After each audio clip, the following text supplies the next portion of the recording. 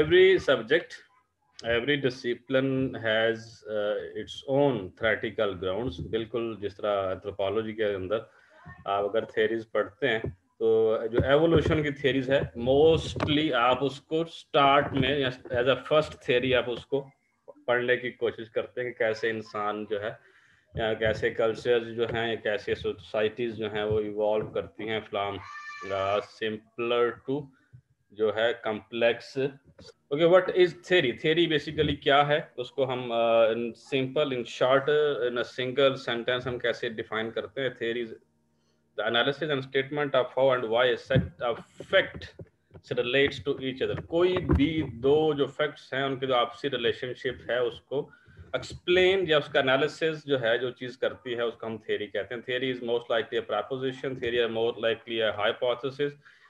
Theory is basically try to explain different phenomena जो उनके दरमियान जो रिलेशनशिप है एग्जिस्ट करता है, और ये हाउ और व्हाई जो क्वेश्चंस हैं उनको आंसर करने के लिए या उन दोनों का आंसर आपको एक थ्योरी के अंदर जो है वो मिलता है। Theory is may be proposition, a theory may be an hypothesis, a theory may be an assumption.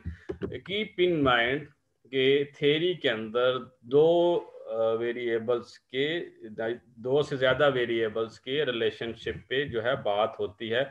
जैसे set of facts, different facts जो हैं वो एक दूसरे के साथ कैसे रिलेट करते हैं। पॉजिटिव रिलेशनशिप है, नेगेटिव रिलेशनशिप है, कोई रिलेशनशिप नहीं है। अपवर्ड रिलेशनशिप है, डाउनवर्ड है, हॉरिजॉन्टल है, वर्टिकल है। तो थ्योरी इन तमाम चीजों को एक्सप्लेन करने की कोशिश करती है। वाई थेरीज, हम थेरीज क्यों इस्तेमाल करते हैं? Not only sociologist but other in other fields like anthropologist, economist, leadership, international relation, political science. Her field के अंदर जो है थ्योरेटिकल ग्राउंड्स मौजूद हैं और उन्हीं थ्योरेटिकल ग्राउंड्स को इस्तेमाल करते हुए उस सब्जेक्ट के अंदर, उस डिसिप्लिन के अंदर जो नई डायमेंशंस हैं उनके ऊपर काम किया जाता है। वो थेरीज बेसिकली जो है ग्राउंड या फाउंडेशन प्रोवाइड करती हैं किसी भी नई रिसर्च को कंडक्ट करने के लिए। तो सिमिलर ऑन सिमिलर ग्राउंड अगर हम सोशियोलॉजी की बात करें तो सोशियोलॉजिस्ट भी जो है उन्हीं थेरीज के ऊपर डिपेंड करते हैं ताकि अपने इर्द गिर्द की मौजूद जो सोशल वर्ल्ड है या उसमें पाए जाने वाले जो फंक्शंस हैं, उनके ऑपरेशंस हैं, उनके दरमियान जो आपसी रिलेशनशिप है उनको एक्सप्लेन करने की कोशिश की जाए। बिल्कुल उसी तरह जैसे एवोल्यूशनिज्म के अंदर आप लोग देखते हैं सोसाइटीज, ह्यूमंस या कल्चर जो है वो कैसे इवाल्व होते हैं और एक कल्चर का दूसरे कल्चर के साथ, एक इंसान का दूसरे इंसान के साथ या एक माशरे का दूसरे माशरे के साथ आपसी क्या रिलेशन है। आपने यकीनन डिफ्यूजनिज्म की थ्योरी पढ़ी होगी जिसके अंदर एक Yes, sir. कल्चर ट्रेड्स जो हैं एक कल्चर से दूसरे कल्चर के अंदर कैसे जो हैं डिफ्यूज होते हैं। तो इसी तरह जो सोशियोलॉजिस्ट जो हैं depend on theories to help them explain the social world and organise their ideas about how it operates. कि आपके इर्द गिर्द जो समाजी दुनिया है उसको एक्सप्लेन करने की कोशिश करते हैं और अपने आइडियाज आप लोगों के सामने रखते हैं ताकि उन ऑपरेशंस को एक्सप्लेन करने की कोशिश की जाए। Theories help sociologists explains why and how society work। दो मेजर सवालात जिनको जो थ्योरी बेसिक ग्राउंड या रूट्स प्रोवाइड करती है आपके सोसाइटी के अंदर चीज़ों को हल करने के लिए। वाई, क्यों, एंड हाउ, कैसे कैसे जो है डिफरेंट माशरे जो हैं वर्क कर रहे हैं, ऑपरेट कर रहे हैं आपके इर्द गिर्द। ठीक है जी, हम आगे चलेंगे। ये तो बेसिक था कि थ्योरी क्या होती है और थ्योरी की हमें ज़रूरत क्यों पड़ती है। हर डिसिप्लिन के अंदर जो है थ्योरी जो है थ्योरेटिकल ग्राउंड्स मौजूद होते हैं। Okay, what theory answer? Theory हमें कौन सी बातों का जवाब जो है वो देने की कोशिश करती है? तो यूजुअली जो मैंने आपके सामने क्योंकि मैं बुक को फॉलो कर रहा हूँ इस वक्त, मैं इंटरनेट से या बाकी रिसेंट आर्टिकल से हेल्प नहीं ले रहा, तो इसलिए मेरा जो कंटेंट है वो purely focused on that particular book होगा। आज आप ये कह सकते हैं कि सर आपने जो आंसर्स जो है यहाँ पे मेंशन किए हैं शायद कम है, यकीनन कम हो सकते हैं, नया लिटरेचर शायद इससे थोड़ा डिफरेंट हो। Why are things as they are, चीजें जो मौजूद हैं ऐसे मौजूद क्यों हैं। थियरी जो आंसर करती है पहले सवाल को कि हर चीज की जो मौजूदगी है वो क्यों है। व्हाट कंडीशंस प्रोड्यूस देम, ये कैसे पैदा हुई, ये सोसाइटी, ये माशरा, ये कल्चर, ये लैंग्वेज, ये सिंबल्स, ये कैसे प्रोड्यूस हुए।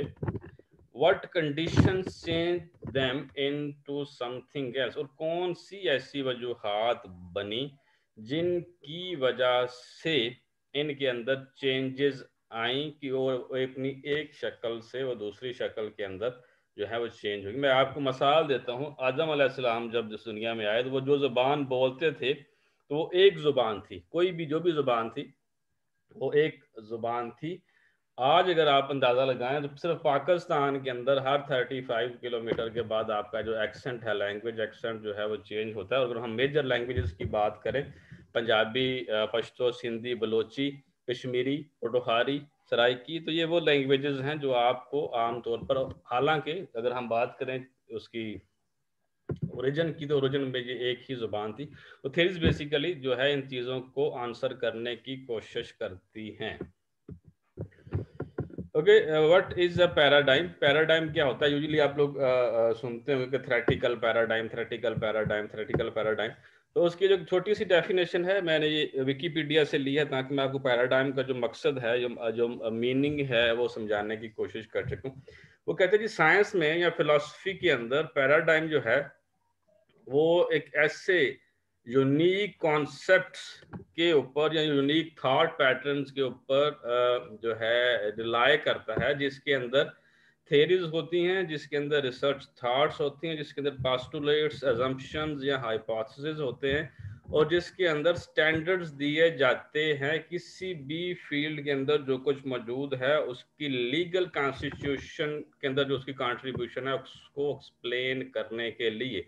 So paradigm is not only meant for a single concept, that is theory. Theoretical paradigm, research method का paradigm क्या है, theoretic अपना hypothesis paradigms क्या है। तो एक paradigm के अंदर सेम टाइम के अंदर theories भी हो सकती हैं, रिसर्च मेथड्स भी हो सकते हैं, पोस्टुलेट्स जिसको आप अजम्पशंस कहते हैं, प्रपोजिशंस कहते हैं, हाइपोथेसिस कहते हैं, वो भी हो सकती हैं, और standards for what constitute legitimate contribution to a field, किसी एक फील्ड के अंदर रहते हुए कौन सी चीजें हैं जिनको आप कानूनी मान सकते हैं या लीगल मान सकते हैं। तो पैराडाइम जो है कोई एक सिंगल पैराडाइम आपको इन तमाम जो है पॉइंट्स जो मैंने अभी आपके सामने रखे उनके बारे में आगाही देता है।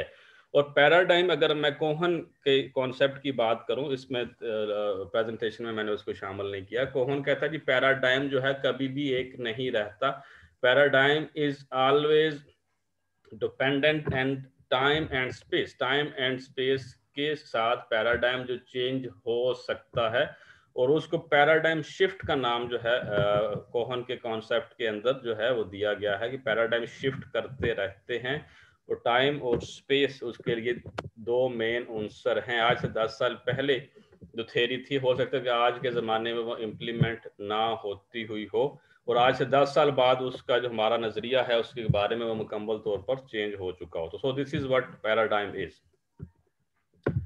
हम बात करें सोशियोलॉजिकल पैराडाइम्स की, sociologist develops theories based on paradigms, broad assumption about how the world works, आपके इर्द गिर्द जो मौजूद दुनिया है ये कैसे काम कर रही है। तो ये पैराडाइम जो है, थ्योरेटिकल पैराडाइम जो है सोशियोलॉजिस्ट ने जो डेवलप किए हैं, this paradigm guides us the way social scientists develop theories, conduct research and evaluate evidences, और यही पैराडाइम आपकी रहनुमाई करते हैं कि कैसे जो पायनियर्स थे, कैसे अर्लियर स्कॉलर्स जो थे, उन्होंने इन थेरीज को डेवलप करने की कोशिश की, कैसे उन्होंने रिसर्चेस जो हैं कंडक्ट करने की कोशिश की, और कैसे उन्होंने मौजूदा उस वक्त के जो एम्पिरिकल एविडेंसेस थे उनको एवेलुएट करते हुए जो है सोशियोलॉजिकल पैराडाइम्स की बुनियाद रखी।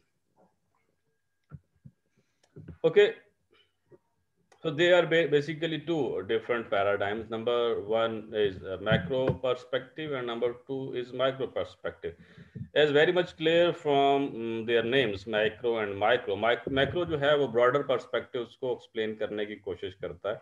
While on the other hand जो micro perspective है वो limited जो scope है उसको cover करने की कोशिश करता है. अगर हम बात करें सोशियोलॉजी की, तो सोशियोलॉजी के अंदर मैक्रो रिलेशनशिप जो है ये सोसाइटीज को एज अ बिगर पिक्चर जो है देखने की कोशिश करता है. While on the other hand अगर हम माइक्रो पर्सपेक्टिव की बात करें तो माइक्रो पर्सपेक्टिव में बात सोसाइटी से हट के इंडिविजुअल इंटरेक्शन जो है उस पर आ जाती है. तो बड़ा आसान है इसको समझना.